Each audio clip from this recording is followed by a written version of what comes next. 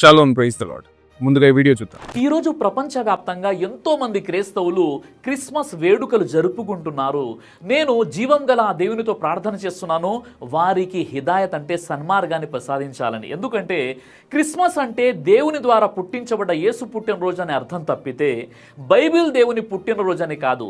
ఎందుకంటే బైబిల్ దేవుడు అయినటువంటి యెహోవా చావు పుట్టుకలు లేనివాడు కాబట్టి. మరి అలాంటప్పుడు దేవుని పుట్టినరోజు అని ఎలా జరుపుకుంటున్నారు? రైట్.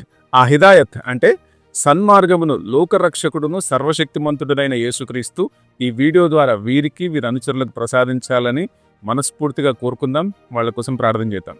అయితే వీరు లేవనెత్తేటువంటి ప్రతి పాయింట్కి సంబంధించి సిరీస్ ఆఫ్ వీడియోస్ మనం ఖచ్చితంగా చేద్దాం. సియోను స్వరం ఛానల్ని యూట్యూబ్లోను అలాగే ఇన్స్టాగ్రామ్లోను ఎవరైనా సబ్స్క్రైబ్ అండ్ ఫాలో చేసుకున్నట్లయితే చేసుకోండి.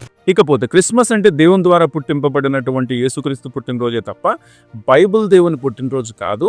బైబిల్ దేవుడైనటువంటి యెహోవా చావు పుట్టుకలు లేనటువంటి వాడు కాబట్టి దేవుని పుట్టినరోజుని ఎలా జరుపుకుంటాం అనేది వీరి వాదన. ఫస్ట్ పాయింట్ ఏంటంటే దేవునికి చావు పుట్టుకలు లేవనేదే క్రైస్తవ విశ్వాసం కూడా. దేవుడు ఆత్మస్వరూపి అయి ఉన్నాడు, ఆయనకు ఆది అంతమంటూ ఉండవు. క్రిస్మస్ 25th డిసెంబర్ కాదా, అది చేసుకోవచ్చా లేదా అనేటువంటి సంగతి అలా ఉంచితే క్రైస్తవులు సెలబ్రేట్ చేసుకునేది కొత్త దేవుడు పుట్టాడని కాదు. క్రిస్మస్ ఈజ్ అబౌట్ ఇన్కార్నేషన్, అంటే సర్వాధికారి అయిన దేవుడు మనిషిగా ఈ భూమి మీద అడుగు పెట్టాడనేది క్రైస్తవ మూల విశ్వాసం. That is the main stream Christian faith. ఆది అంతము లేనటువంటి దేవుడు మానవాళిని రక్షించడానికి పరిమితమైనటువంటి రూపాన్ని ధరించాడు. అందుకే క్రిస్మస్ అంటే దేవుడు కొత్తగా ఉనికిలోనికి వచ్చాడని కాదు, యుగ యుగాలుగా ఉన్నటువంటి దేవుడు మానవ చరిత్రలోనికి ఎంటర్ అయ్యాడని అర్థం. దీన్నే హైపోస్టాటిక్ యూనియన్ అంటారు. అంటే యేసుక్రీస్తులో సంపూర్ణ దైవత్వము అలాగే సంపూర్ణ మానవత్వం కూడా ఏకమై ఉన్నాయి. రోమీయులకు రాసిన పత్రిక 9వ అధ్యాయము 5వ వచనాన్ని కనుక మనం చూస్తే, పితరులు వీరి వారు శరీరమును బట్టి క్రీస్తు వీరిలో పుట్టెను. శరీరమును బట్టి క్రీస్తు వీరిలో పుట్టాడంట. అంటే అంతకు ముందు ఆయన ఆత్మస్వరూపిగా ఉన్నాడు. ఎవరిలో పుట్టాడంటే యూదుల్లో పుట్టాడు.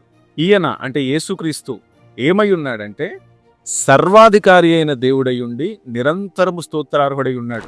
సెకండ్ పాయింట్ ఏంటంటే బైబిల్ దేవుడు యెహోవా అనేది 100% కరెక్టే.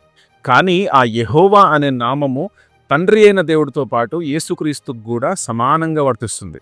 యెషయా గ్రంథం 48:16 గాని మనం చూస్తే యెహోవా స్వయంగా మాట్లాడితే ఏమంటున్నాడంటే, ఆది నుండి నేను రహస్యంగా మాట్లాడిన వాడను కాను, అది పుట్టిన కాలం మొదలుకొని నేను అక్కడ ఉన్నవాడను. ఇప్పుడు ప్రభువగు యెహోవాయు ఆయన ఆత్మయు నన్ను పంపెను. ఇక్కడ మాట్లాడేది యెహోవాయే, ఆయనను పంపిన వారు కూడా యెహోవాయు ఆయన ఆత్మయు అంట. అంటే ఇక్కడ చాలా క్లియర్గా 3 సబ్జెక్ట్స్ మనకు కనబడుతున్నారు. ఈ ముగ్గురు వేరే వేరే వ్యక్తులుగా ఉనికిలో ఉన్నటువంటి ఏకదేవునిలోని ఒకరైనటువంటి యెహోవా శరీరధారిగా ఈ భూమి మీదకి వచ్చాడు. అదే క్రిస్మస్. ఏ యెహోవా దేవుణ్ణైతే ఆనాడు ప్రకటిస్తూ ఉండేవారో ఆ దేవుడు పాత నిబంధనలో అప్పటికే నేను పరిశుద్ధ దేవుడను గాని మనుష్యుడను కాను అని హోషేయ 11:6లో చెప్పి తాను మానవ పుట్టుక లేని వాడినని ప్రకటించుకొని ఉండడం ఇక్కడ చూడవచ్చు. దేవుని స్వభావానికి పుట్టుక లేదు కానీ దేవుడు ధరించినటువంటి మానవ శరీరానికి పుట్టుకుంది. 2000 సంవత్సరాల క్రితం జరిగింది ఇదే. హోషేయ 11:9 అని చెప్పాల్సింది పోయి 11:6 అని చెప్పారు. ఎడిటింగ్ చేసేవారు కూడా 11:6 వేశారు. That's okay. Let's go on and read the scripture. నా ఉగ్రతాగ్నిని బట్టి నాకు కలిగిన యోచనను నేను నెరవేర్చను, నేను మరలా ఎఫ్రాయిమును లయపరచను, నేను మీ మధ్య పరిశుద్ధ దేవుడను గాని మనుష్యుడను కాను, మిమ్మును దహించునంతగా నేను కోప్పడను.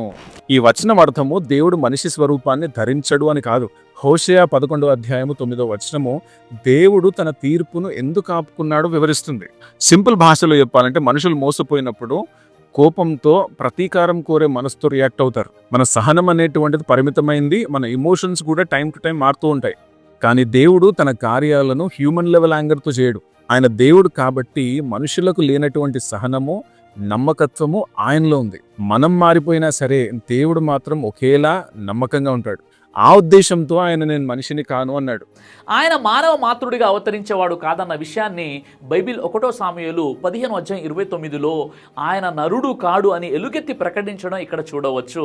Similar thing with 1 Samuel 15:29. మరియు ఇశ్రాయేలీయులకు ఆధారమైన వాడు నరుడు కాడు, ఆయన అబద్ధమాడడు, పశ్చాత్తాపడడు. ఈ వచనాన్ని చూస్తేనే మనకు అర్థమైపోతుంది. మనుషులు అబద్ధాలు ఆడతారు, తమ ఎమోషన్స్తో క్యారీ అవే అయిపోయి ఫ్రీక్వెంట్గా మైండ్ చేంజ్ చేసుకుంటూ ఉంటారు. ఈ కంపారిజన్లో ఆయన మనుష్యుడు కాదు అని చెప్తున్నాడు అక్కడ ప్రవక్త. అంతేకాదు బైబిల్లో యెహోవా దేవుడు పుట్టుక లేనివాడే కాదు, చనిపోయేవాడు కూడా కాదని రోమా 1:23 మీరు చూడవచ్చు ఈ విషయాన్ని. చివరిగా రోమా 1:23 చూస్తే, వారు అక్షయుడకు దేవుని మహిమను క్షయమగు మనుష్యుల యొక్కయు పక్షుల యొక్కయు చతుష్పాద జంతువుల యొక్కయు పురుగుల యొక్కయు ప్రతిమా స్వరూపముగా మార్చిరి. రోమా 1:23 వచ్చేసి విగ్రహారాధన గురించి మాట్లాడుతుంది. మనుష్యులు దేవుని మహిమను విడిచిపెట్టి క్షయమగు అంటే శాశ్వతంగా చనిపోయేటువంటి ఆస్కారం ఉన్నటువంటి మనుషులకు పక్షులకు పురుగులకు జంతువుల రూపాలకు మొక్కుతున్నారు అని అక్కడ అర్థం. అయితే యేసుక్రీస్తు ప్రభువారు క్షయమైనటువంటి మనిషి స్వరూపాన్ని ధరించుకున్నాడు తప్ప ఆయన తత్వము శాశ్వతంగా అక్షయమైనదే. చూడండి, ఫిలిప్పీయులకు రాసిన పత్రిక 2వ అధ్యాయము 6-8 ఆయన దేవుని స్వరూపము కలిగిన వాడయుండి దేవునితో సమానముగా ఉండుట విడిచిపెట్టకూడని భాగ్యమని ఎంచుకొనలేదు. విడిచిపెట్టకూడని భాగ్యమని ఎంచుకోలేదు అంటే విడిచిపెట్టాడు అని. ఏం విడిచిపెట్టాడు? ఆ సమానత్వాన్ని ఆయన విడిచిపెట్టాడని. విడిచిపెట్టి ఏం చేశాడంటే మనుష్యుల పోలికగా పుట్టి దాసుని స్వరూపమును ధరించుకొని తన్ను తానే రిక్తునిగా చేసుకొనెను. మరియు ఆయన ఆకారమునందు మనుష్యుడిగా కనబడి మరణము పొందినంతగా అనగా శిలువ మరణము పొందినంతగా విధేయత చూపినవాడై తన్ను తాను తగ్గించుకొనెను. తనను తాను రిక్తునిగా చేసుకున్నాడంట, తనను తాను తగ్గించుకున్నాడంట. అది కూడా టెంపరీగా. అందుకే అబ్రహాము పుట్టక ముందే నేను ఉన్నాను అని చెప్పుకున్నాడు. అదేవిధంగా సబ్బాతు దినానికి కూడా నేను ప్రభువునై ఉన్నాను అని చెప్పుకున్నాడు.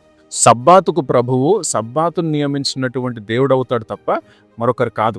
బైబిల్ ప్రకారం విగ్రహారాధనలో మనిషే దేవుణ్ణి సృష్టిస్తాడు. ఆత్మానుసారమైనటువంటి క్రీస్తు ఆరాధనలో మనిషి ఊహించుకునేది యేసుక్రీస్తు ప్రభువు వారి యొక్క ఫోటోని కాదు.